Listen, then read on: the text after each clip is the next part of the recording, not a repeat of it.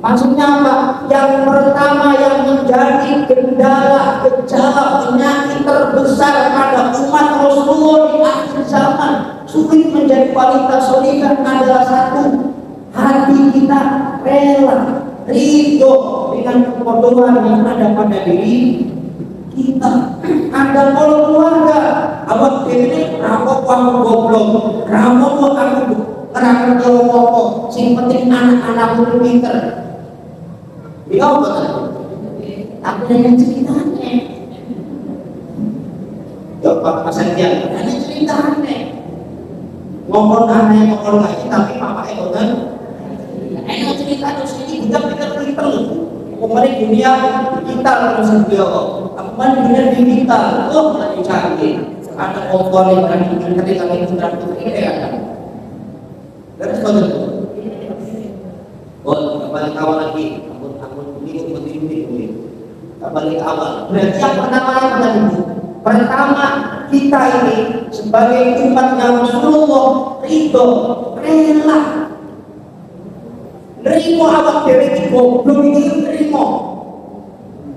Bangga menungso, aku ora goblok.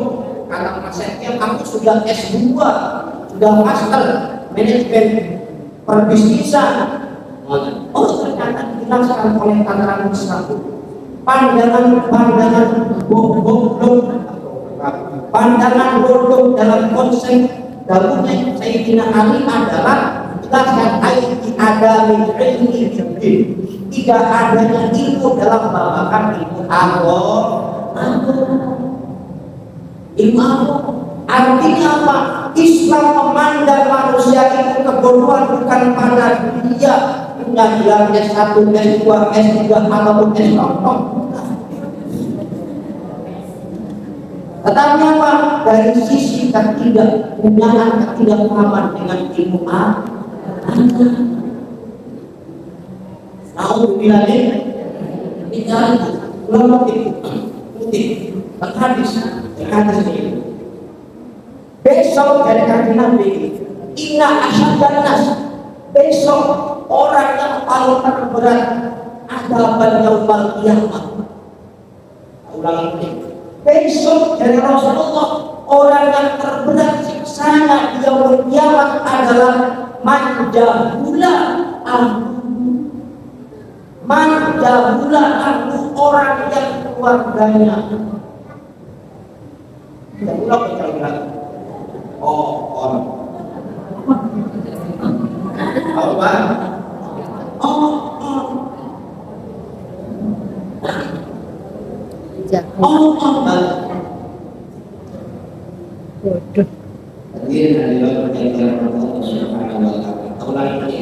Jadi Nabi sudah dari zaman dahulu anak.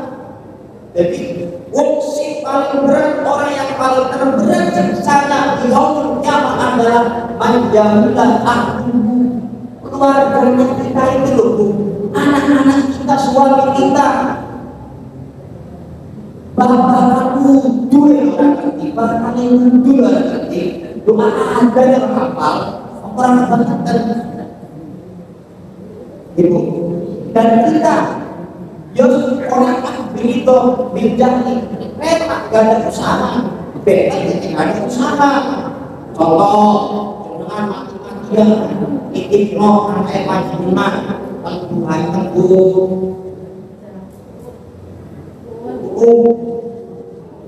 ini beliau termasuk pengajar istiqomah Al-Quran. Pengajar Al-Quran, pengajar kamarnya Insya Allah. Yang gak ada usaha. Ketika kita ada usaha, pun beda usaha. Yang oke. Hadirin hadirat yang dirahmati Allah Subhanahu wa taala. Dengan kenal yang namanya Syekh Abdul Qadir Jilani. Dunia saya ikut pengajian insyaallah. Syekh Abdul Qadir Jilani itu termasuk rajanya para aulia. Beliau pernah ngendika pasien man abada Allah ala jahdi. aksadahu aksara mimma aslakahu. Jadi ngerti oleh Syekh Abdul Qadir Jilani, ma'abadallah, orang yang menyembah kepada Allah dengan tanpa dasar ilmu wajib. Jadi ibadah kalau ibadah macam-macam ngerti maknane koyo apa, rukune koyo apa, terus sing kaya ini ibadah sadar ngerti, sing kaya ini rukune sadar ngerti. Mana? Ibadah betul, duit itu betul, ini betul, tapi nggak ngerti ilmu nih. Jadi Syekh Abdul Jilani, apa kata beliau? Mana karena maksadau aksarofim aslahu, justru madorot maksadah yang lebih besar daripada nilai masalahnya. Jadi ketika ada umat Rasulullah bekal ibadah, bekal ngaji tetapi nggak ngerti ilmunya, itu justru maksadah yang lebih berat. Sebutnya maksadah kerusakan yang akan besar, yang akan menyebar dibandingkan nilai kemaslahatan yang akan muncul pada dirinya. Dari alhamdulillah dari makanya alhamdulillah dengan satu untuk bahwa supaya seterusnya setelah kaji. Alhamdulillah, alhamdulillah. Ini perjalanan yang panjang, perjalanan yang panjang kita sekaligus Allah. Koyo ini mesti berjuang dalam agama Gusti Allah. Jangan sih gak enak ceritanya bang, bukan berdiri kalau blondo, gak enak ceritanya beda orang-orang dulu para pejuang nasionalis, pejuang kemerdekaan, mati-matian sampai berakhir bergerokan, sing penting tanah air Indonesia merdeka. Jangan sih gak berdiri sopo dan bertaruh sopo. Sekarang yang kita lawan adalah kebodohan. Yang kita lawan adalah kebodohan. Musuh yang paling besar adalah kebodohan. Kebodohan tertimbulkan dari hawa nafsu. Itu hadirin hadirat yang dirahmati Allah Subhanahu wa Ta'ala. Kembali dari awal lagi. Jadi yang pertama bau nerimo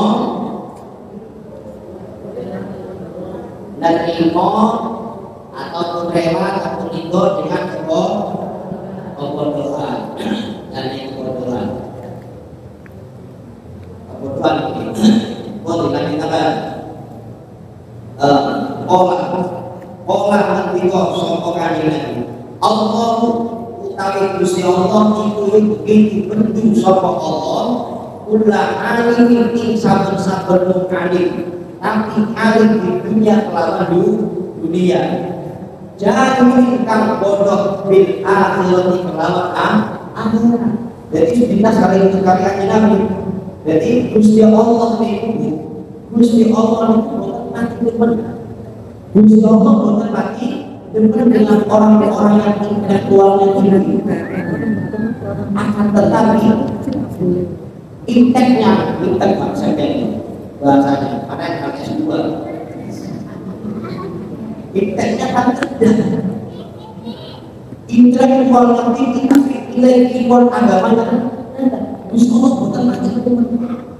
Oh, dawekannya Nabi Kanjeng Nabi, makanya Syekh Abdul Qadir Jilani itu dunia al-dunia malkunun wa malkunatun ma'biha dunia dan isinya binatang yang dipakai kepada Rasulullah kecuali dari Syekh Abdul Qadir Jilani kecuali suci wong sing senang bikin wong sing senang nyanyi Gusti Allah keloro wong sing gelem belajar ilmune Gusti Allah bakal mampu fiha ila yaumil qiyamah. Apa itu? Kembali ke kapal. Terus kulo nate baju hukum kulo nate maos kitab jenenge kitab Tanjul Qabil. Tanriku enten kata-kata bahwa kebodohan manusia itu bisa kita ketahui dengan beberapa hal. Ini lepas dari konsep singkong pertama kan sampai dia singkong itu mau menyebabkan kita sudah menjadi orang soleh. Orang atau itu dengan berdoa itu urutan kebaikan. Bahasa kita bodoh itu pulau bawah kita pernah diberi bahwa ada ciri-ciri orang-orang yang bodoh, kata beliau.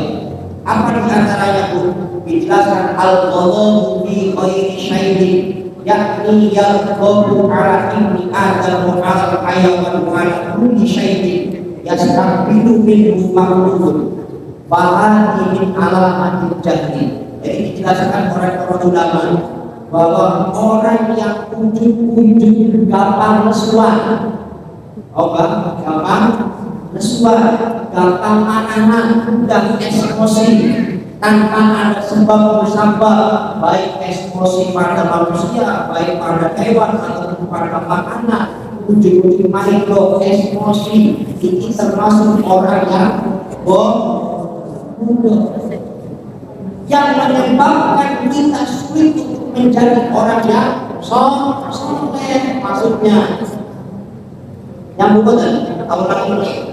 Jadi ketika kita gampang lesuan, gampang marahan, mudah marah, ini termasuk penyebab kita bodoh termasuk penyebab menjadi orang soleh. Jadi ketika kita mau marah, Rasulullah memberikan anjuran langsung menuju ke kamar mandi, ambil air wudhu.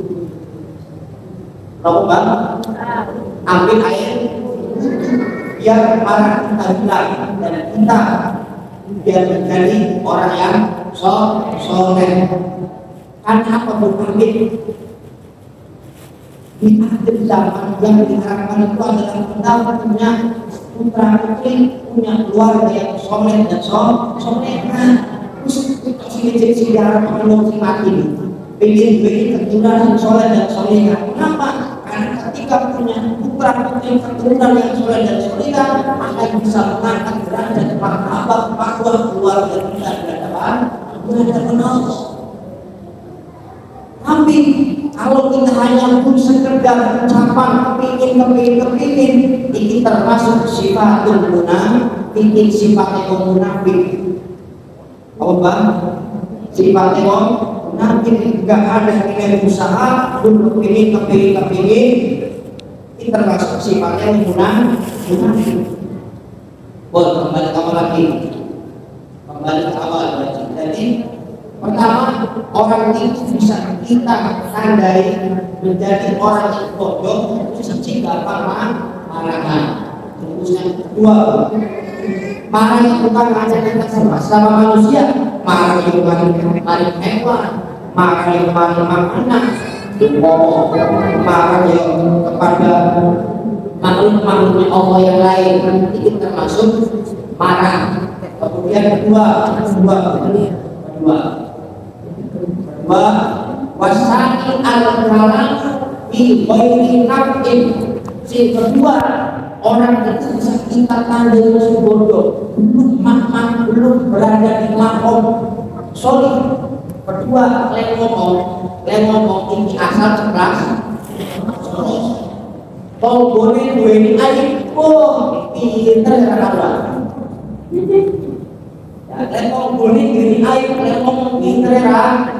Orang tangan katakan, tapi awak pikir begini air, jika dari pipi banyak, lesu, lari, marah, kita nggak ada mau musik, bodoh, dari api. Awalnya ini, jika mau ada kalam lebih warinami, ketika kita bicara yang tidak ada manfaatnya. manfaatnya. Terus bagaimana seharusnya kita sebagai umat Rasul di akhir zaman Allah kasih fasilitas akal, Allah kita kasih fasilitas akal berpikir. Kudune kita tidak boleh berbicara yang tidak bermanfaat. Bicaralah yang bermanfaat dan sekiranya membawa kebermanfaatan untuk masyarakat, untuk keluarga.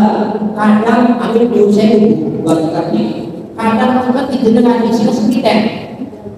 Oh, metu sakit bisa dapat panjenengan. Oh, isi sepiten. Sekarang dicontoh yang satu yuk, bapak anaknya, bapak ini kepreset bungkus berarti malah enggak, aku mah ucapnya bang.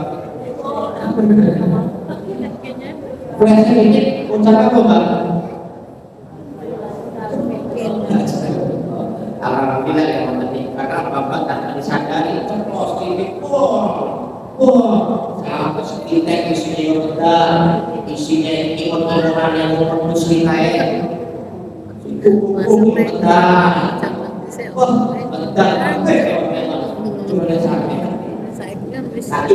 Termasuk orang yang tidak punya akal, orang yang berbi al-kalam bi walinati.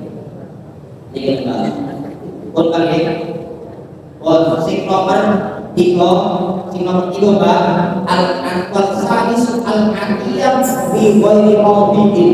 Jadi sing ketiga ada muslim gak ngerti wong bodoh dari kanjeng Nabi nomor 3 al-aqiyam bi kulli mawdin. Jadi kita memberikan sesuatu bukan pada tempatnya.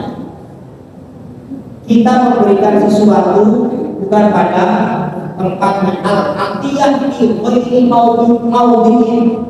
Kita memberikan sesuatu bukan pada tempatnya. Maksudnya bagaimana? Maksudnya ketika kita punya harta, kasihlah harta itu kepada orang yang bisa memberikan manfaat. Nah, buat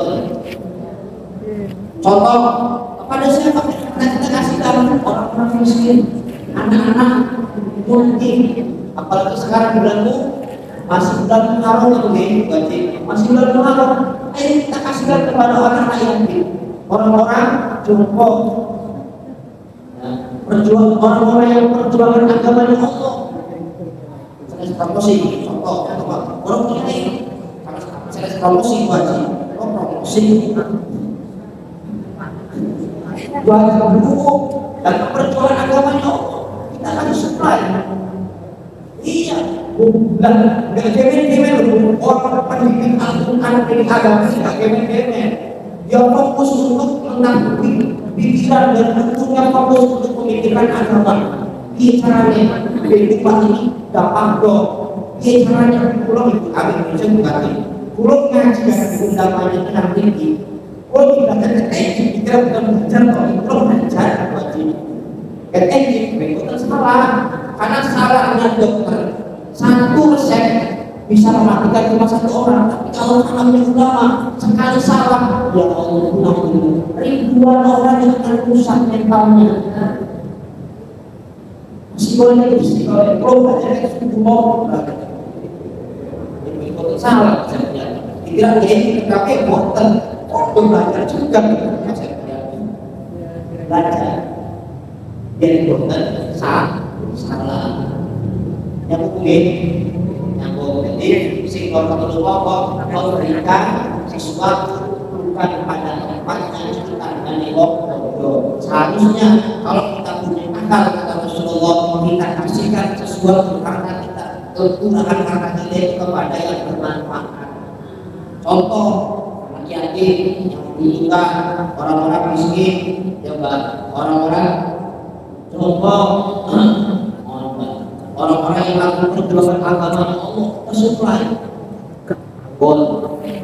Terus si nomor 4 ifsyadus salim tidak berikan hadis. Si nomor 4 kita itu gampang membangun rahasianya Allah.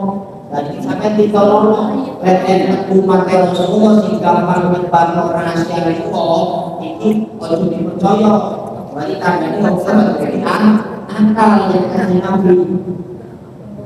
Karena kita kalau tipikal yang itu aku pengen kita malah sampai di tapi rahasia gitu. Oh iya, kompor, mulai nyebar bukti apalagi sekarang di dunia digital, sosmed, aku coy.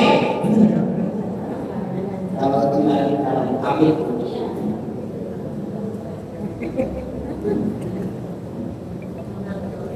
ya pun anggota yang langsung kaji, saya dan kaji telepon ini, aku bilang ini, aku laksanakan berusaha semaksimal mungkin supaya dia bisa menyimpan hak usia berbicara kali Nabi awal dari kopi dari akal dari orang bodoh dari orang bodoh dan jawab dari termasuk kopi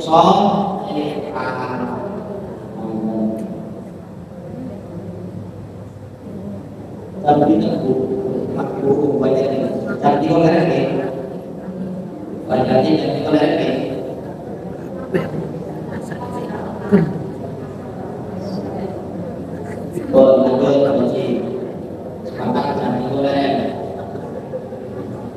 hadirin hadirat yang dirahmati Allah Subhanahu wa taala. Ada beberapa yang kedua sekarang kita lihat mau masih lanjut wasatis yang terakhir mau tanda-tandanya masih bodoh. Si terakhir tanda-tandanya masih bodoh bu. Jadi Allah yang terima sodikoh. Jadi Allah yang terima ini orang ngerti sodikoh bin ini. Jadi kita ini tidak bisa membedakan mana kabar mana lawan mana aman. Ini buat saya ini beda di takaran ini nggak pas menurut takaran agama, menurut tuntunan syariat ini bukan pas. Terus harusnya apa? Kita sebagai umat Rasul di akhir zaman sudah seharusnya dan sudah selayaknya sudah sepantasnya untuk pandai-pandai memilah bahkan sekarang memilah dan memilih kawan yang bisa mengantarkan kita kepada Allah dan memilah kawan yang tidak bisa menghantarkan kepada Allah. Ini kawan-kawannya senangnya orang ngaji, orang bilang pengajian, selamat. Menurut saya ini kocok-kocoknya sudah senang. Apa yang kamu tersinggung? Tapi bukan kamu. Ini kocok-kocoknya senang rentenir, akhirnya pengen rentenir. Pak Dito, karena Dito kalau sandi, Dito ujungnya di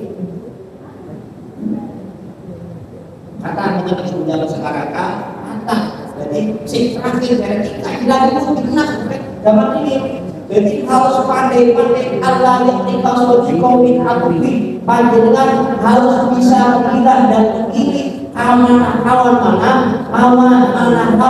kawan kalau bahasa sekarang kita bisa memilah dan memilih teman yang baik dan teman yang kurang baik karena kata Rasulullah al-mar'u ala dini khalili seseorang itu diukur tergantung kepada temannya. Kalau temannya beragama insya Allah dengan betul dengan amal yang beragama pasti juga mampu berdekat ini kami mampu sebelahnya apa ini interaksi bang ini kabarnya bang hadirin hadirat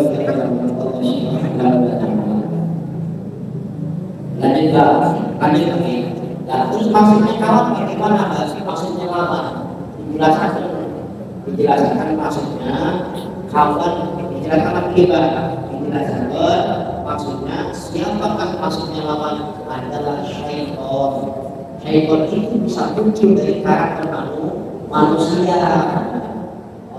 Kita kata Rasulullah kita diperintah kalau bisa memilah dan pilih mana kawan kita yang bisa mengantarkan kita dan mereka kepada Allah, mana kawan kita yang bisa membimbing kita menjadi orang yang terbaik, mana juga kawan yang tidak bisa membimbing kita menjadi orang yang tidak terbaik.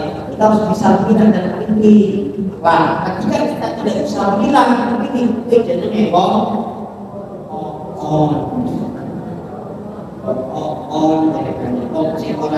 akal padahal banyak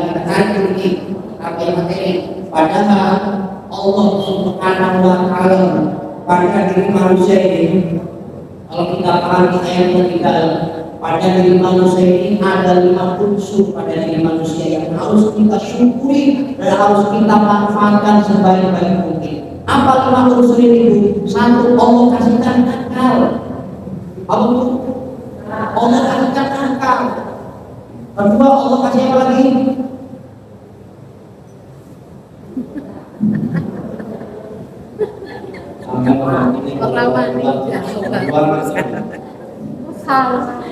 Satu, Allah kasih akal. Dua, Allah kasih hati. Tiga, Allah kasih apa?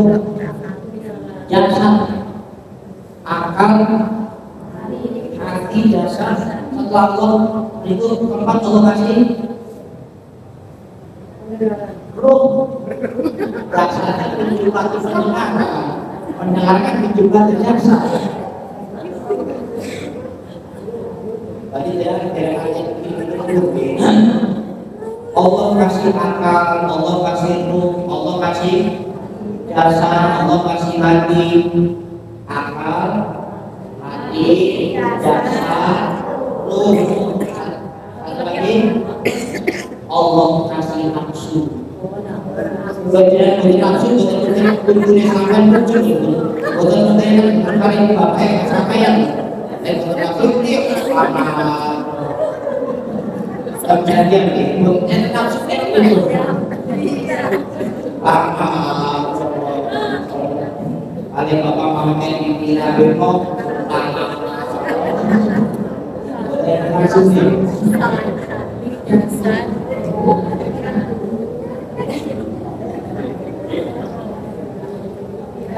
Kembali ke awal dulu. Dan 5 unsur pada diri manusia ini, kalau kita hanya tinggal nanti kapan-kapan dulu biar mendekati dalam ini.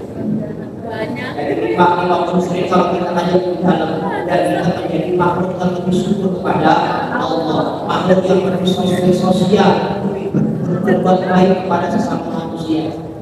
Begitu. Kita kembali ke awal lagi untuk konsep awal. Apa kata Sayyidina Ali? Ada 5 hal yang menyebabkan kita sulit menjadi orang yang soleh. 1, orang dengan kebodohan kita rela, kita ridho dengan kebodohan. Apalagi sampai keluarga kita tidak ngerti juga seperti diri kita, apakah ilmu agama ini termasuk keluarga yang besok kata Rasulullah paling berat Allah kasihkan siksa. Alhamdulillah. Kedua, lanjutkan. Kedua, dijelaskan oleh Sayyidina Ali as-salisu, yang kedua wal irsu ala dunia. Wal irsu ala dunia. Orang umat Rasulullah yang irsu itu melebihi dari cinta. Jadi irsu itu orang yang bentuknya berlebihan terhadap dunia. Orang yang boleh berarti orang lain di dunia boleh, ada cintanya boleh, monggo. Yang tidak diperbolehkan itu adalah al-irsu ala dunia. Kita cintanya berlebihan terhadap dunia. Salurnya ini waktunya jangan enggak dikeluarkan saja. Salurnya waktu ini kita ingat kita enggak perlu keluarkan. Lain salahnya kita waktunya sholat karena dunia yang berlebihan, sholat ini ditinggalkan. Salahnya itu waktunya pengajian harus boleh ngaji, buku untuk saja berdiri, pikir, meja keluar atau pergi, jangan terlalu bla bla bla bla. Ini memang soalan ala dunia. Ini yang menurut Sayyidina Ali tidak diperbolehkan, menyebabkan kita menjadi orang yang fasik, tidak menjadi orang yang soleh. Boleh Bu, silakan sampai mengumpulkan dunia sebanyak-banyak mungkin. Tujuannya apa? Untuk modal ibadah sampeyan. Tidak bisa dipungkiri banget. Tidak bisa dipungkiri ibadah tanpa betul modal dunia tidak mungkin. Kita harus wajib. Contoh jadikan haji, udah haji kan betul-betul yang terlalu kita tidak.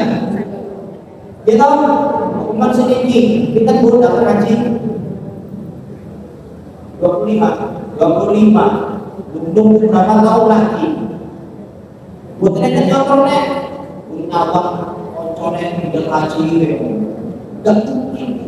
Sekarang kita di dunia yang tidak diajukan oleh Sayyidina Ali adalah kita dunia tapi berlebihan lalu menunggak terhadap dunia ini tidak diperbolehkan karena nyambung boleh silakan sampai ketika kita pegang dunia jangan sampai melalaikan diri kita untuk ingat kepada Allah. Kita kasih menyampaikan Alhamdulillah hatta surtul karena saubana ayat terakhir sumalakus aluna yauma idin nanti ketika kita memegang harta ini tidak dikasihkan haknya besok harta sampeyan yang akan menuntut sampeyan di hadapan Allah.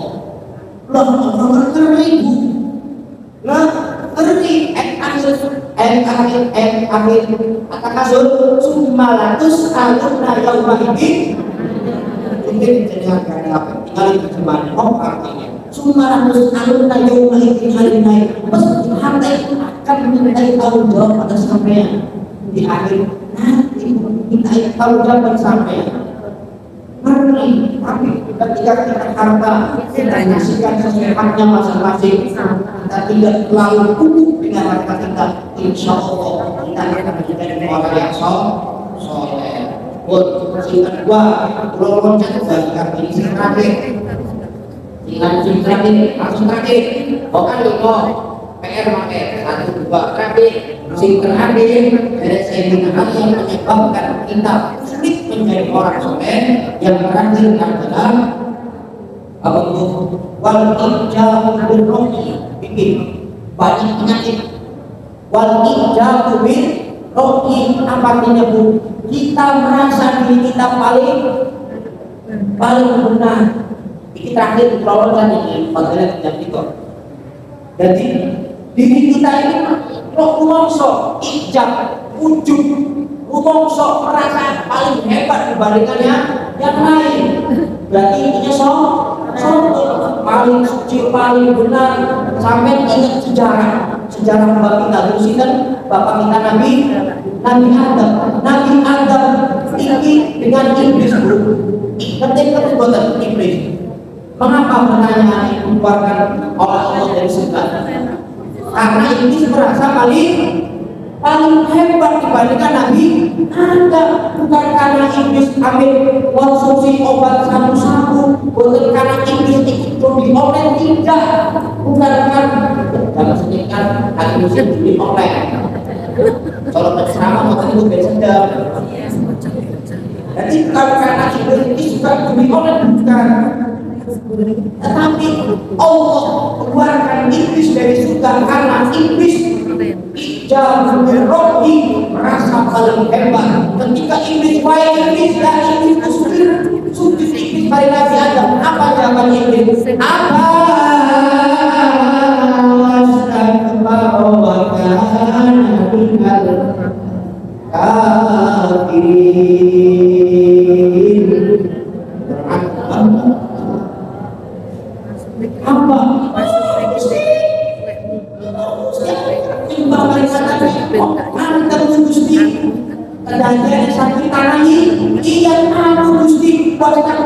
aku diwujudkan kau ciptakan dari aku yang mulia Adam kau ciptakan dari sama yang paling kotor yang paling rendah siapa mesti ambawa stakbar ya ini mas makanya Sayyidina Ali menyimpulkan kalau kita ingin menjadi orang yang zolim orang yang terbaik di hadapan Allah dan di hadapan manusia bermanfaat di hadapan manusia dan di hadapan Allah mari gunakan sifat paling hebat terus dapat betul hilangkan sifat paling hebat paling benar karena iblis seumpama energi yang angkatnya dengan Adam juga kan payah ini keluar dari surga betul tapi bukan karena sombongan karena sebuah besar beda kesalahan yang kesombongan kalau kesombongan itu ada pada diri iblis kalau nanti Adam salah yang berarti